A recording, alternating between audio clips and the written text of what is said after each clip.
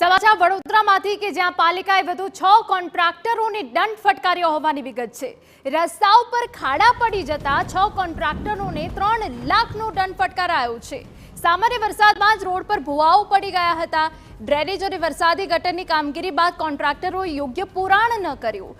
ઓડેદરા કન્સ્ટ્રક્શનને 1 લાખનો દંડ ફટકારાયો છે। આ સિવાય હિન્દુસ્તાન ફેબ્રિકેટર્સ અને પી દાસ ઇન્ફ્રા એચપી ઝાલાને પણ 50,000નો દંડ ફટકારવામાં આવ્યો છે। ત્યારે અમારા સંવાદદાતા પ્રશાંત ગજ્જર વધુ વિગત આપી રહ્યા છે। પ્રશાંત, પૂરી વિગત।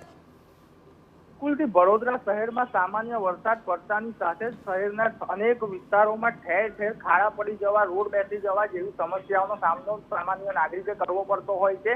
અત્યારે પાલિકાના જે અધિકારી છે અને કોન્ટ્રાક્ટરોની મિલીભગતના કારણે હલકી ગુણવત્તાના રોડો બનાવતા હોવાના આક્ષેપો લગાવવામાં આવતા હોય છે। ત્યારે આ રોડ બેસી જતા હવે પાલિકાની જે ફજેતી થઈ છે, પાલિકા તંત્ર ત્યારે હરકતમાં આવ્યું છે અને પાલિકા તંત્ર દ્વારા અગાઉ બી વડોદરા શહેરમાં જે રોડ રસ્તા બનાવવામાં આવ્યા હતા તેવા 5 કોન્ટ્રાક્ટરોને 3,75,000 રૂપિયાનો દંડ ફટકારવામાં આવ્યો હતો। ત્યારે વડોદરા શહેરમાં ગઈકાલે પણ ભાયલી રોડ જે છે ત્યાં ફરીથી એક ખાડો પડી જતા જે બીજા અન્ય કોન્ટ્રાક્ટર છે 6 કોન્ટ્રાક્ટરો તેમને બી 3 લાખ રૂપિયાનો દંડ વસૂલ કરવામાં આવ્યો છે। ત્યારે હવે પાલિકા તંત્ર હરકતમાં આવ્યું છે। જ્યારે રોડ બેસી જાય છે ત્યારે પાલિકા તંત્ર માત્ર ને માત્ર કાર્યવાહી કરવાની જગ્યાએ માત્ર બ્લેકલિસ્ટ કરવાની જગ્યાએ કોન્ટ્રાક્ટરને માત્ર દંડ વસૂલ કરી અને રાહત માની રહી છે। ત્યારે વડોદરા શહેરવાસીઓનું કહેવું છે કે આ જે કોન્ટ્રાક્ટર છે જેમને ભ્રષ્ટાચારી આચરી અને રોડ બનાવ્યા છે તે તમામે તમામ કોન્ટ્રાક્ટરને બ્લેકલિસ્ટ કરવામાં આવે।